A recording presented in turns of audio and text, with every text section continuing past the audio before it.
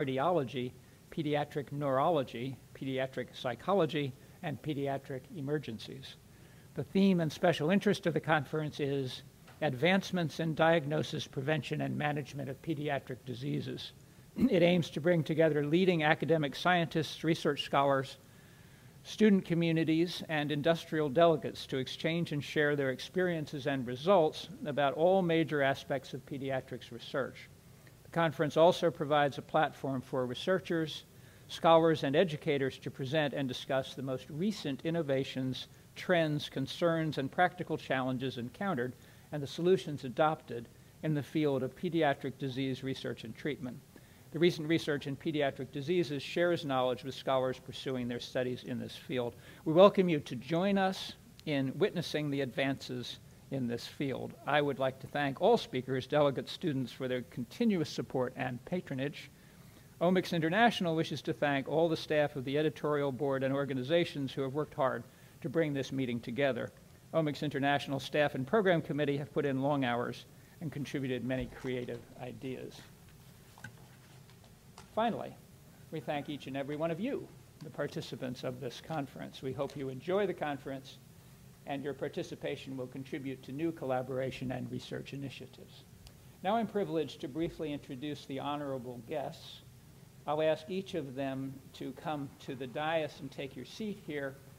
Please hold your applause until I have then told you a little about each of them. First, I'm honored to invite my friend and colleague, Dr. Guillermo Godoy, to take his position on the dais. Dr. Godoy graduated from San Carlos University in Guatemala. He did a residence in pediatrics at Roosevelt Hospital in Guatemala City. When he came to the United States of America, he repeated a pediatrics residency at the University of Arkansas Medical Sciences / Arkansas Children's Hospital from 1980 to 1982. Then he did his perinatal medicine neonatology fellowship at the University of Alabama in Birmingham from 1982 to 1985 and stayed on the neonatology staff there for 1 year. He's now an associate professor of pediatrics and obstetrics at the University of Alabama, Tuscaloosa. He was chairman of the pediatrics department and the chief of medical staff at DCH Regional Medical Center in Tuscaloosa. He has published many manuscripts, especially in the areas of neonatal infections and cardiopulmonary pathophysiology. He has been invited to lecture on these topics at several distinguished institutions. He's actively involved in the development of CPOE EMR and electronic progress notes at his institution, and he is the chairman of the Medical Ethics Committee at DCH Regional Hospital. I give you Dr. Godoy. I'm honored next to invite Dr. Marcia Lugenbuehl, if she's here yet. Oh, and she is, good. And I hope I didn't do too badly with your name. No, in good. the medical field, you guys should be able to pronounce a simple name like Lugenbuehl. The most weird names of any profession there is. Hello. Okay. Okay. All right. Dr. Marcia Lugenbuehl, PhD, NCSP, is a nationally certified school psychologist, CEO of Child Uplift Incorporated, and author-publisher of the Sleep Disorders Inventory for Students. Dr. Lugenbuehl received the American Psychological Association's 2003 Outstanding Dissertation of the Year Award for her interdisciplinary collaboration with pediatric health experts to develop the SDIS. That's the Sleep Disorders Inventory for Students. Her scientific publications promote the universal screening of specific high-risk groups of children whose unidentified sleep disorders impair cognition, learning, behaviors, and/or long-term health. Dr. Lugenbuehl promotes early screening, identification, and treatment of pediatric sleep disorders to improve school performance, quality of life, and long-term productivity of children. Dr. Lugenbuehl.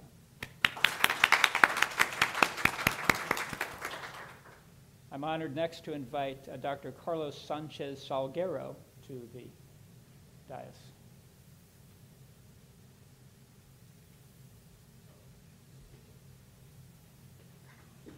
Carlos Sanchez Salguero completed his PhD at Cadiz University at the age of 23, which is ridiculously early, and did postdoctoral studies at Cadiz University Hospital and School of Medicine, is the director of the section of pediatric allergy and professor of pediatrics at the University of Cadiz. He is also president of the Association of Children's Allergy for Southern Spain and belongs to the Food Allergy Committee of the Spanish Society of Pediatric Allergy. Dr. Salguero. I'm honored next to invite Dr. Jas Drijsma. I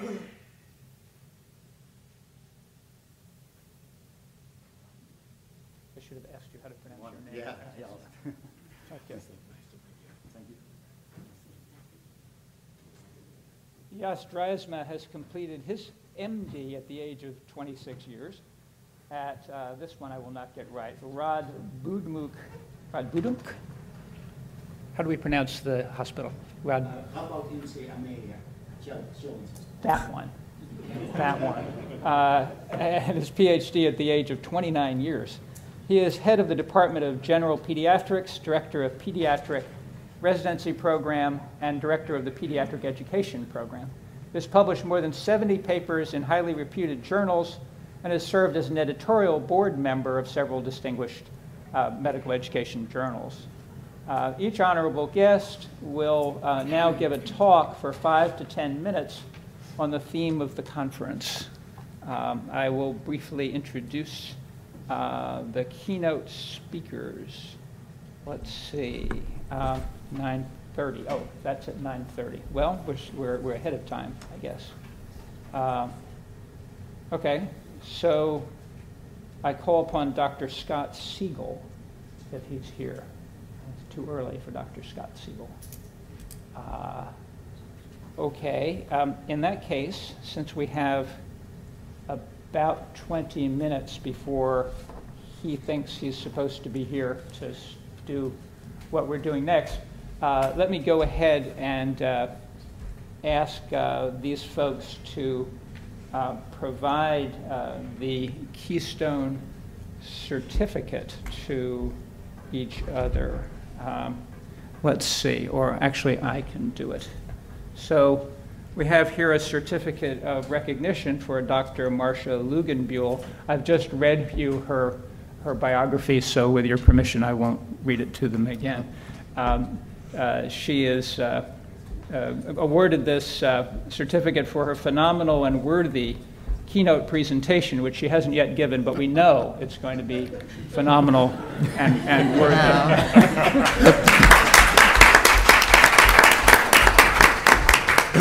Thank you. The pressure is on. And not about to stop. Okay. Let's see.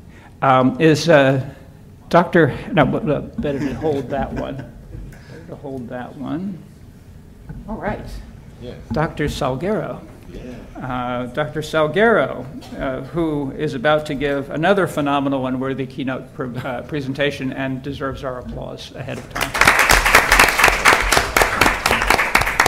There we go. Thanks. Sure. All right. Oh my, they're changing. Okay, well,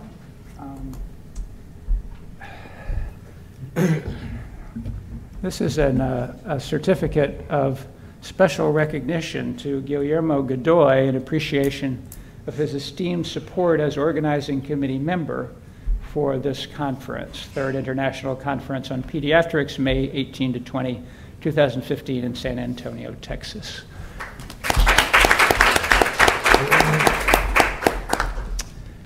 And there's also an award of special recognition to Dr. Marcia Lugenbuehl in appreciation of her esteemed participation as keynote speaker for Third International Conference on Pediatrics.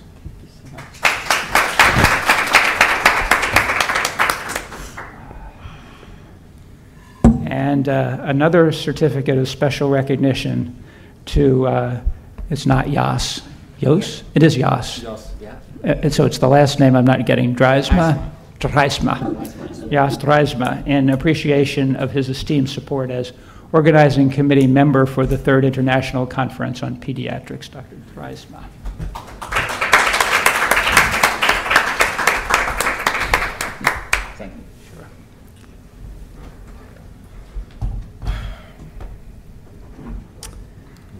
And we have another award for Dr. Carlos Sanchez Salguero in appreciation of his esteemed participation as keynote speaker for a third International Conference on Pediatrics. Dr. Salguero.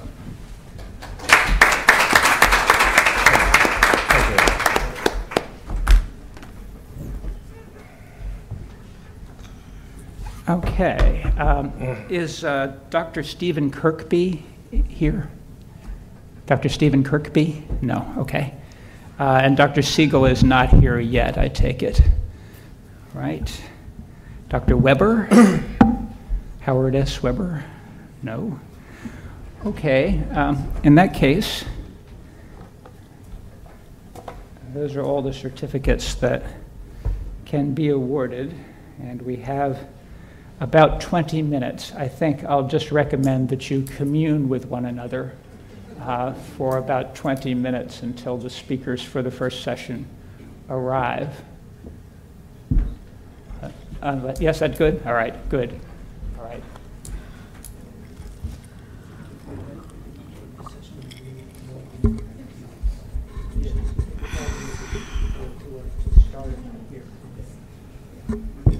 Yeah, okay.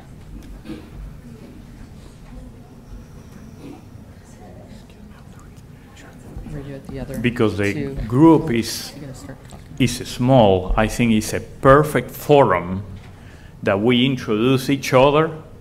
We'll start with the very gallant attendee here. We can tell our name, where we are coming from, and the interest on your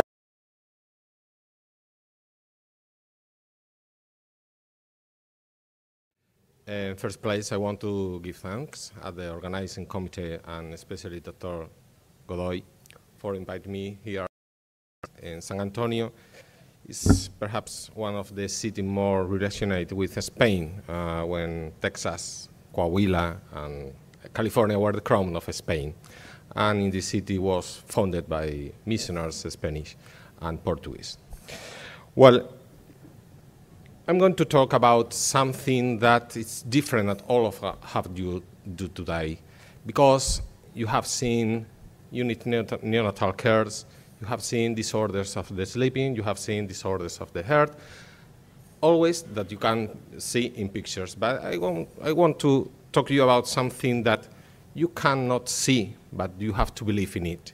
It's the allergy. It's the immunological puzzle. It's difficult to talk at because you cannot see in the nowadays. Okay. Well, I want to invite you to do to make a trip, and we are going to depart from San Antonio and crossing the Atlantic Ocean. We are going to depart in a small hospital in the south of Spain, where I work from approximately 10 years when I changed, and where in the last 5 years the allergy department has developed new techniques in allergy desensitizations with shields that has food allergies. This is my allergy department. Well, the prevalence of food allergy increasing, and the disease currently affects 2–3% of adults and 6% of childs. Cow's milk protein is a major cause of food allergy in childs, and is often the first allergy to manifest because the child may be sensitized during the period of breastfeeding to receive a small amount of formula known in the world of pediatrics as Pirate's Bowls. There may be possible that we have lost the control of our foods. Well, we don't know. What is going to happen in the next years with allergies? If we base it in the dates of the World World Health Organization, in the year 2050, the half of the world population is going to be allergic, and the food allergy is going to be one of the most important causes of illness. But until now, the treatment indicating food allergy has been traditionally the avoidance, defending the food. Although this approach poses great difficulty in the cause of cow's milk allergy, because milk is one of the staple foods in early childhood and also present in many prepared foods. The problems arising from avoidance diets are diverse and common, and they include dietary obsessions. Oh, sorry. Perfect. And they include dietary obsession and fear on the parents and other caregivers of accidental ingestions, leading to a state of anxiety and stress that affects the quality of life of both patients and their parents. Food allergy can also have social consequences and cause nutritional and financial problems because it's difficult to do for the patients and the parents. But nowadays we have a possibility to help these people with the techniques of desensitizations. This is one of the dates of my hospital. In the last 5 years, we have treated approximately 240 children with food allergy. With a median age of 4.6 years, the majority of them has less than 5 years, sorry. And when we pass the 5 years, perhaps it's considered a persistent allergy with bad evolutions.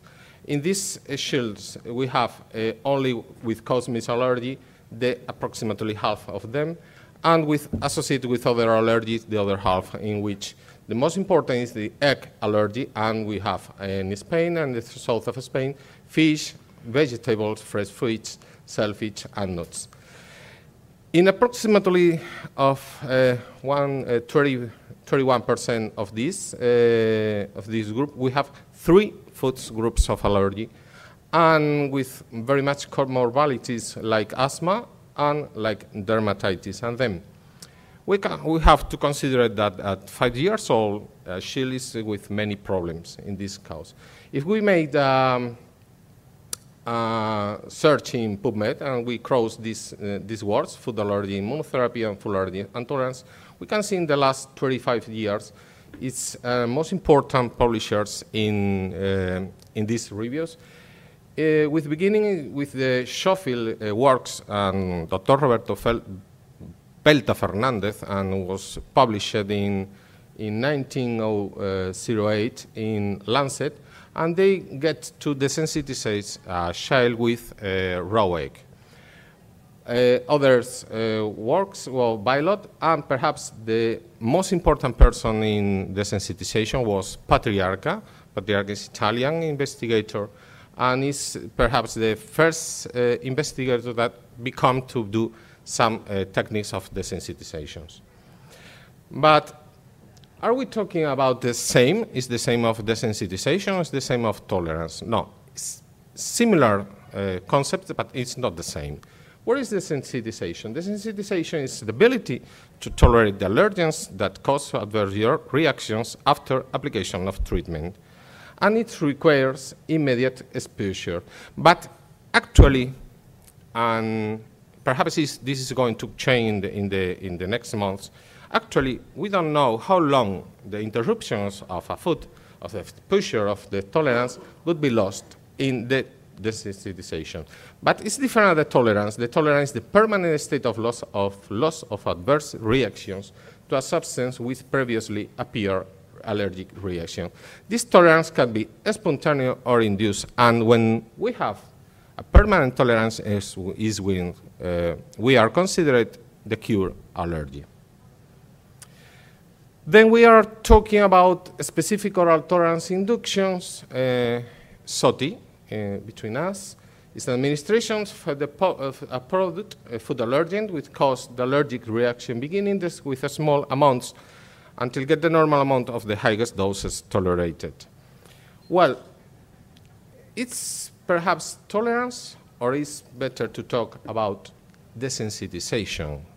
Perhaps is this better the name of desensitization, SOTI, but if I respect all the publishers, we are going to talk about SOTI, desensitization.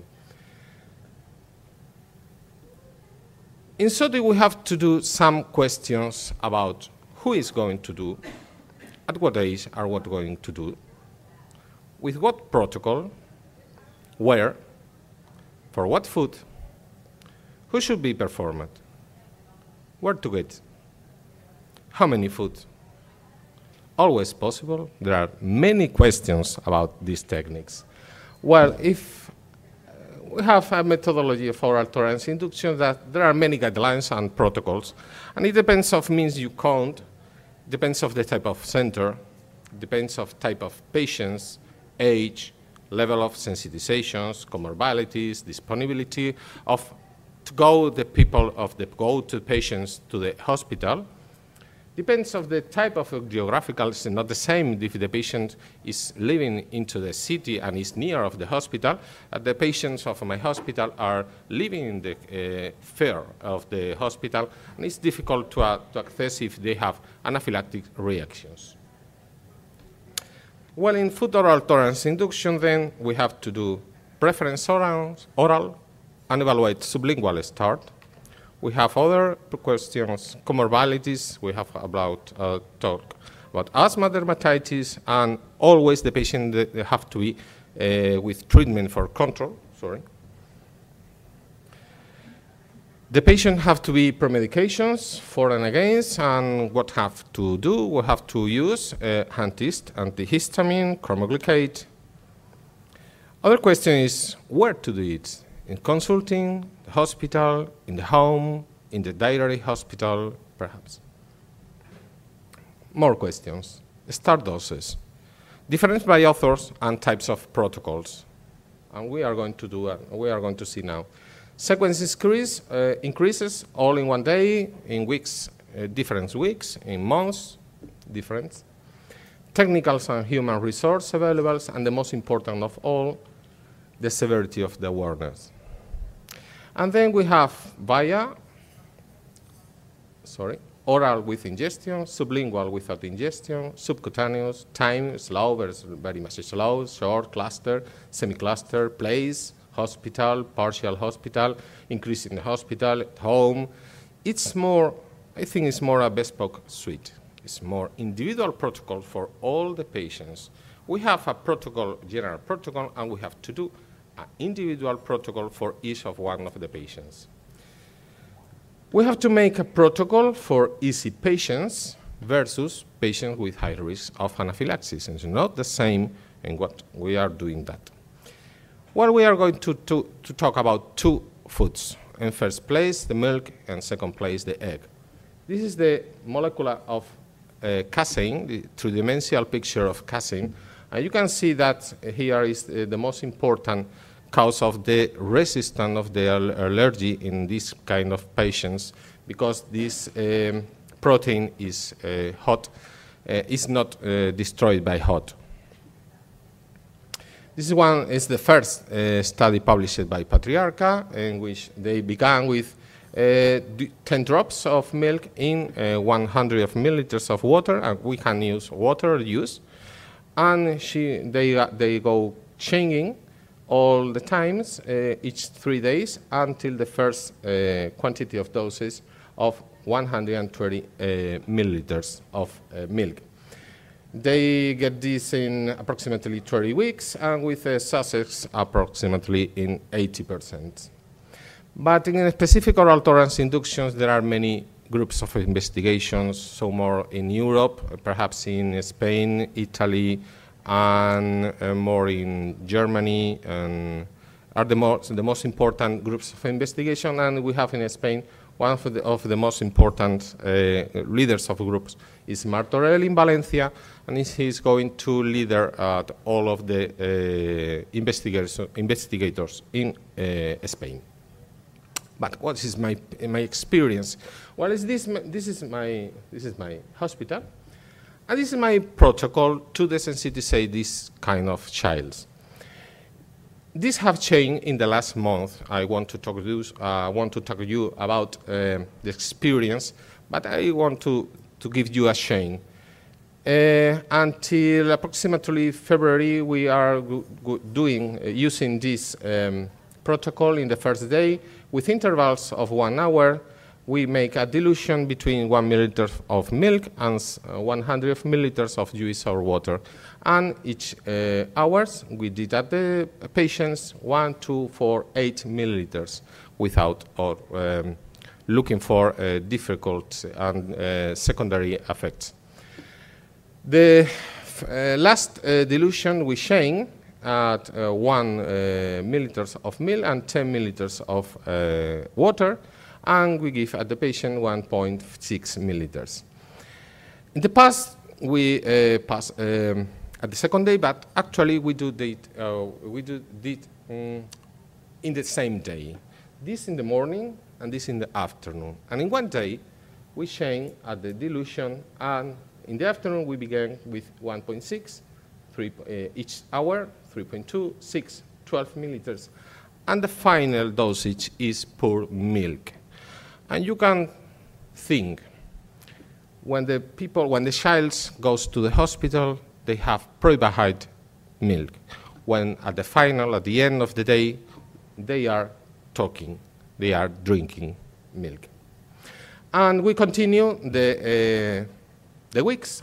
When the patient goes to the home, they have to continue drinking 2.5 milliliters of milk, and during all the days until the next week, they have to return to the hospital, to the pediatric dairy hospital, and we make different quantities of milk each week. And finally, at 10 weeks, we get 250 milliliters of milk in these childs. Until the end of the past year, we have desensitization for the childs with a medium age between with an age between 6 and 14 years, and medium IgE casein levels of 45 units international, and with approximately 10.5 weeks of SOTI, but we have to be careful with patients with high risks of anaphylaxis. It's the more important patients in this technique. Until now, well, in the last 4 months, we have desensitized 10 children more, and our quantity is now 50. Number of patients with tolerance to milk, 35, and quantity 240 milliliters of milk. And 5 patients only got 100 milliliters of tolerance and actually maintained this dosage. The adverse reaction we have to do in these patients are abdominal pain in 5 patients, eosinophilic esophagitis in 1. This is one of the most dangerous secondary effects, and anaphylaxis in 10 patients. These anaphylaxis were mild, and with treatments with adrenaline by intramuscular. But the problem is when we have anaphylaxis, and we have a child with high risk of anaphylaxis, and then in these childs we use omalizumab. Omalizumab is a human monoclonal antibody, and omalizumab binds to circulating IgE despite their specificity, and it builds a small complex biological inert with omalizumab with anti-IgE. And this complex have the opportunity and don't active in the complement way. Then omalizumab decreases the IgE levels and high inhibits the delivery of histamine and other pre-Chargas mediators. And it causes, with a large time, the downregulation of high affinity receptors. There are many studies published about this. This is one of the first when they are using the precursor of anaphylaxis, the TNX 901, and was well tolerated. There are many other studies like this published in Journal of Allergy and Clinical Immunology, and they evaluate the efficacy of omalizumab in food allergy, and the conclusion is effective in the treatment of these patients with food allergy. This abstract is published in HACI in New Orleans in the meeting of the academic allergy, American Academic Allergy. And they use omalizumab in peanut allergies, perhaps the more important allergy here in the United States, but in Spain and in Europe is not so much frequent, the peanut allergy. Where they conclude that the results of free IgE when they use omalizumab reduced to between 100 at 6 unit kilo. What are we doing with anaphylaxis? What are we doing with omalizumab in our child? Well, this is a work in what we have used omalizumab in child with anaphylactic reactions. We have to do. I have to see in these child we don't know. We don't act with SOTI. It's only the use of omalizumab because they were anaphylactic and they were high rise of patients. And the objective was evaluate the tolerance of cow's milk allergy after 16 weeks of treatment, 1 year and 2 years with omalizumab. It's an observational study with children more than 5 years. This is a protocol. We did oral provocation, prick test, specific IgE to cow's milk, and the oral provocation lips contact with 1 drop of milk each 3 minutes, 1 milliliter, 2.5, 5, 10, 20, 50 and 100 milliliters of milk, and inside the hospital, never in the consulting of the hospital, inside the plant, and with all the materials prepared for anaphylactic reactions. This is the results. We include 10 children, with all of them with asthma and risks of anaphylaxis and median of age, and when used omalizumab. Neither child present reactions after 1 year and after 2 years of treatment, and with oral provocation, no reactions. These are the results when we began the study. The prick test was high, and when at the first year the levels was low, and finally they're annullated between at 2 years. Capsaicin is more difficult to blockade, okay? Because at the 2 years, some of them was with high risk, with high levels of casein. But the most important is this: the quantity of milk tolerated from these patients.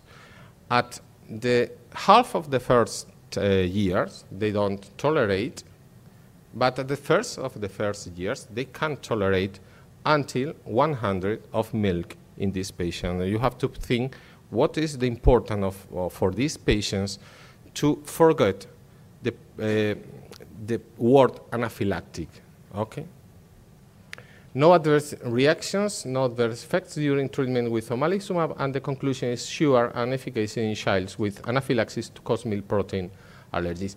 This is more, this is one of, I have to say you that you have to believe in this until you can't not see that. This is the immunological system in which we present the allergen and act to THN. The most important is this via, producing interleukin 12 in Th1, and finally acting over lymphocytes B. They produce IgG1. But actually it's more is easier to measure this antibody than these two. This is more for investigation groups, and this is for clinical practice diary. We are going to complicate something more. The Tregs, the lymphocytes Treg, suppression of mast cells, suppression of effector T cells, suppression of tissue inflammation, suppression of mucus, suppression of inflammatory, and finally, suppressions of IgE. Change in the immunology, Tregs and natural Tregs inhibiting response of Th2, IgG1 and IgE2 induce production of interleukin 10 by monocytes, and these interleukins favors great predation towards IgG4. And finally, with these 3 antibodies compete for the antigen with the IgE and produce less sensibilization, less presentation provided of antigen, and less activations of mast cells and basophils. This is one of the others of the investigation group.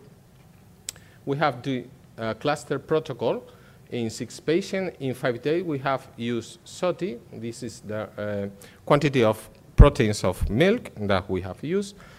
And if we compare the proteins in the beginning of the study, cow's milk, total cow's milk, alpha-lactalbumin, beta-lactoglobulin, casein, these were high levels, and at the final, this was down levels. But the most important is this, the levels of IgG4 of the 3 antibodies. Perhaps alpha-lactalbumin have more relation with digestive illness, and in allergy we have more important with beta-lactoglobulin that give to us the time is going to dure the allergy process, and the casein is the most important because they have the casein give us information about the importance of the allergy. Against more high level is the casein, more high risk of anaphylaxis.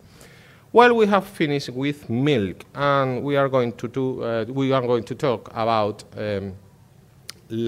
egg. The general experience is less in the eggs.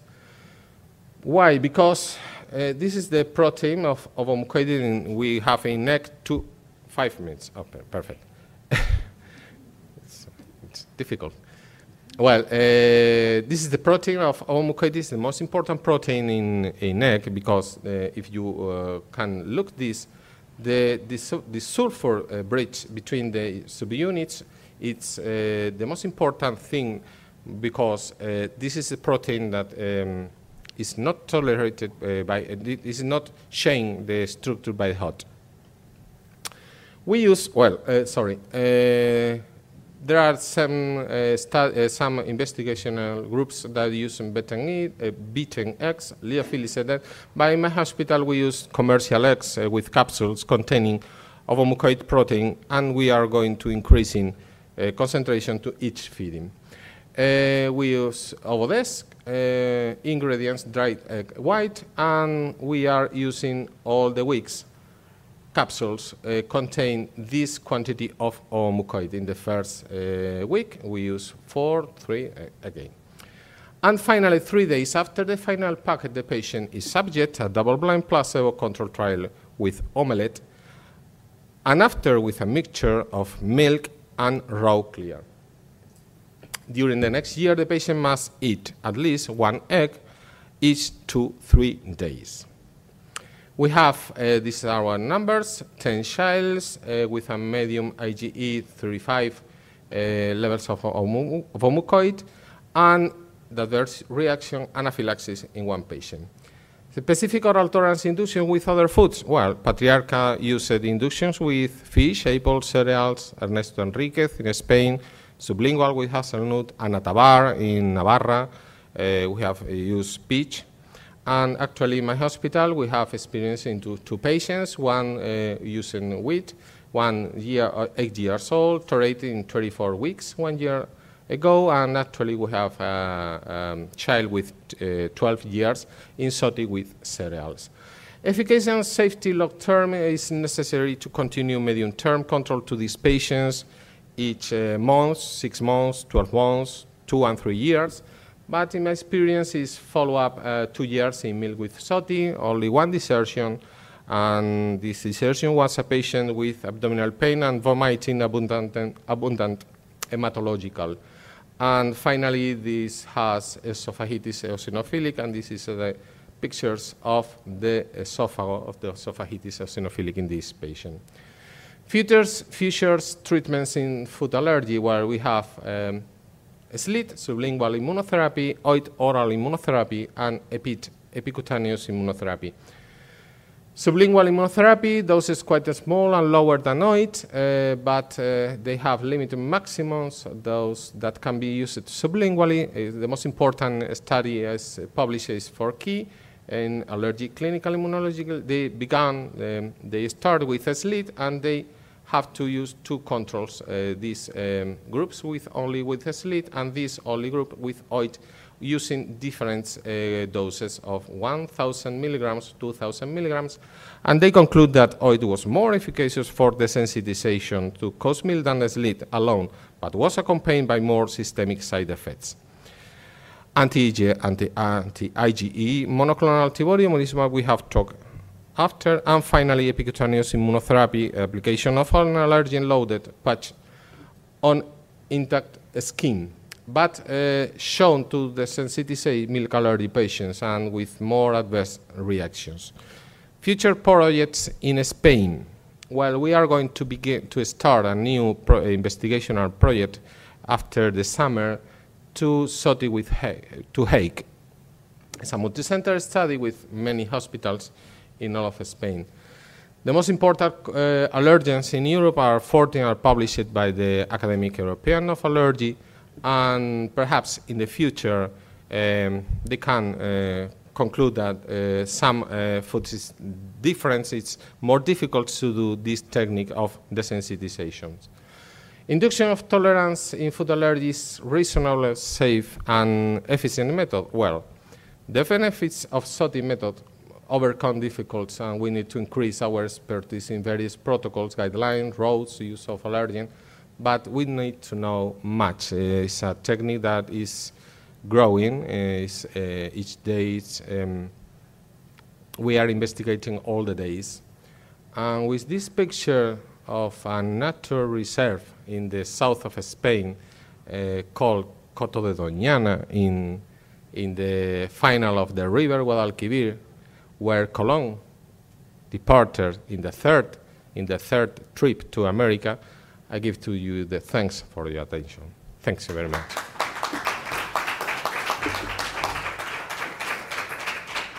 All right, I believe, well, we can take one question if somebody wants to ask a question, and then we're going to go to break. I do want to point out every speaker is here today, so we do want to be on time. So everybody is here today. Anybody have a question? Okay, we'll take. Sir, I mean, looking to your talk, what appears that tract cell, if you can increase the amount of tract cell, number of tract cell in blood, that would be quite useful in suppressing majority of the allergic problems. Not related to food only, but even aeroallergens also. What do you want to do now? The major problem? What I was going through your immunological slides. Slides. Tract cell, T regulatory cells. Increasing T regulatory cells will increase interleukin 10, and it will suppress the all inflammation related well, to. Sometimes if the childs don't get the maximum level, and if, for example, when we are in dosage of 100 of milk and they have a risk, they have an anaphylactic reaction, we conclude at the step anterior of the before step of the. Sir, I'm suggesting something different. This, I mean, if you see the immunological reaction, now majority allergic reaction, eosinophilic reaction, or IgE mediated reaction responsible for food allergy, respiratory allergy, aeroallergen allergies.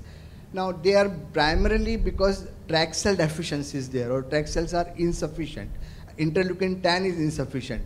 If you maintain a good vitamin D level, no, that can increase the level of tract cell, it will increase the level of interleukin 10 and can solve a lot of these problems. No, I have no thing in that, because I don't understand no more of your. Can you translate me with all? Thank you. Let me put your slide that you're talking about. Yeah. The one that have the tract cell. I think so. You're talking about the tract cell. Yeah, I'm right? talking about tract cells. Yeah. I will try to be as fast as I can.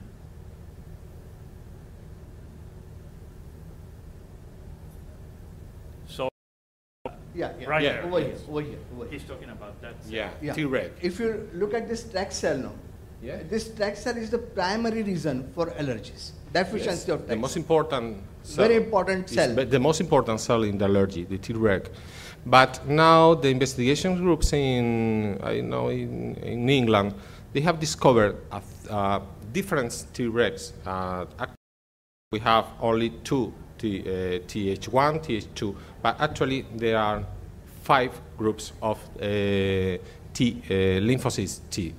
Okay, and this is the most important because, because it's most important because when the presenting cells of an antigen at the Treg, they can change, and if they produce Th2, is the fire of the allergy percent. When they produce Th1, is more for infectious disease. The Th2 is the allergy, and when we in T-reg, we have these pressures. You have to understand that this picture is when we did a SOTI, not the natural activity pressure, not the natural, I don't know how to say, activity biological, okay? This is when we do a SOTI, T-reg change the modality, and they did this, suppressions of all of these bias. That is what, sir, I am also saying the same thing. This TRAC cell is inhibiting mast cell, inhibiting Th2 cells, inhibiting suppression of inflammation, and producing. Similar is producing. No. When we do SOTI, T-reg, and produce inhibited Th2, and produce interleukin 4, 9, 30, that is more. Okay. Let me see if I humbly can. I think he wants to know if you can inhibit the T-reg cell completely to avoid the cascade of the immune reaction. It will decrease the whole cascade of But inflammation. you want to inhibit the T-reg? No. Yeah. No. In T-reg, if you inhibit the T-regs, this, you can suppression of this. Okay. Thank you very much. Thanks to our speakers.